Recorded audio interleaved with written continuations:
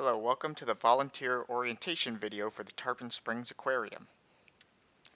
So my name's Grant, and that's me right here in the middle. I own and run the aquarium with my family, uh, primarily myself, my sister, her name is Paige right here, and our dad, his name is Scott. The three of us own and run the aquarium together. A couple other family members that you may see at the aquarium that I just wanted to mention is my uncle. His name is Jeff, right here. He's not a manager, but he does help out, so you may see him. And then there's also my younger brother. His name is James, right here. A note about James is that he is autistic, so he's very high functioning, which means that you shouldn't really have any issues with him. He behaves pretty normally. But if you do have an issue with him, make sure to let one of us know right away. I mean, not that we've ever really had any issues with him, but just in case. Also, I have a document with all the policies for volunteers. You want to read these and make sure that you understand and can follow all of them. You can just pause the video. I'm going to slowly go through them right now and read each one. But there's also a document on the website, tarponspringsaquarium.com, under the volunteer tab, and there's a link to this document on there as well. A couple of the most important things on that policy sheet, though, that I wanted to go ahead and go over, and that is make sure you're on time. So I'll schedule you at a certain time, and you want to make sure you're not too late. A few minutes late, obviously, is not a big deal, but you don't want to make a habit of coming late for anything, especially if something like this where it's kind of like a job. And then if you are going to be late or miss a day, which by the way is fine. I understand that you have lives, but you want to make sure that you let me know in advance as much as possible. So if you haven't already saved my phone number, it's right here, 727-688-3901. Again, my name is Grant, so you want to go ahead and save that number, and always let me know if you're going to be late or missing. Also, you want to make sure that you're protecting the animals. So I'll kind of talk about this again later, but the animals, of course, can't speak for themselves. So your job is, especially at certain areas of the aquarium, is to watch over these animals. And if you ever notice someone being too rough or anything that could be hurting the animals, you want to let us know right away. You want to be discreet when you let us know. So I had a volunteer who thought that one of the um, crabs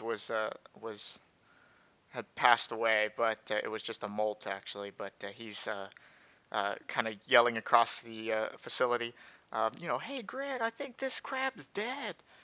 Don't do that. Obviously, you want to just come let us know as soon as you can. But the main point is that you want to be protecting the animals at pretty much all costs. Um, Another thing to add on to that is you want to make sure you're not the one hurting the animals. So um, for those who are not as familiar with animals, essentially the rule of thumb is that if you're interacting or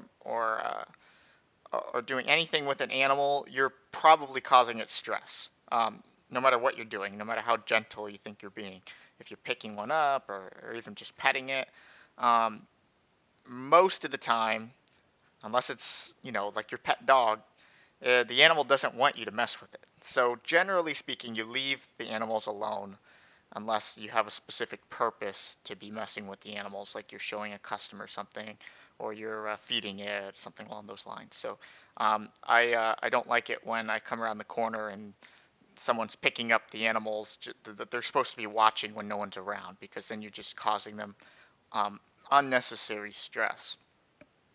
Okay, and then also for phones, I know everybody likes their phones, myself included, but you do want to keep your phones away, especially when there's customers around. You have to imagine that when a customer comes in, just like when you go to a zoo or an aquarium, that you have certain expectations for how the staff and the other members there are to behave. And one thing that you don't like to see is them being distracted and on their phones, especially if you have a question or something like that. So make sure that you are behaving in such a way that is professional. So you don't want to be, again, on your phone, distracted while you're supposed to be helping guests. Okay, and then, so how the day kind of goes, except for in the morning and afternoon when you're setting things up and cleaning things, throughout the middle of the day, you're going to be assigned to different stations. And we'll go over this when you on your first day, but there's a board, and usually we have a little schedule, and we schedule you for each hour at a different station. So the stations that we schedule you for are, as above you can see here. There's the tortoise station, touch tank, umbrella, stingray tank station upstairs, and the baby shark station. So let's go over each of those stations and what you'll briefly be doing at them. And you'll learn more details as you are volunteering. You learn a lot on the job, especially about the animals. But for now, I just want to tell you some of the most important rules. So let's start with this group of stations here. So you may be assigned to umbrella, touch tank, or stingray tank, and these are all in the same area right here. So if you're watching any of these tanks, and sometimes if you're watching this umbrella station, there might not be someone assigned to watch the touch tank and stingray tank, then your job is to also watch the touch tank and stingray tanks. You're kind of watching all three. But regardless, when a new customer comes in, they come in through the door here, and then they go out through this door or this door. And especially when you're watching the touch tank or the stingray tank, excuse me, but any station, you want to make sure that you greet them. So when they come over to the stingray tank, oops, you want to tell them, hello, welcome to the stingray tank, or welcome to the Tarpon Springs Aquarium. This is the stingray tank, something along those lines. And from there, you want to go ahead and tell them about the rules, especially when you're watching over a touch tank. So what are those rules? Well, for a stingray tank, the rules are that so let's pretend I'm you guys, and so I'd be talking to a customer. I would say something like, hello, welcome to the Tarpon Springs Aquarium. This is the stingray tank. You guys can pet the stingrays, but rather than poke the stingrays, reach out your hand, you're actually going to stick your hand against the glass, and you let the stingrays come up to you, and they give you little kisses on the hand. And that's essentially what you want to tell people. And we don't like people poking the stingrays because it can hurt their backs.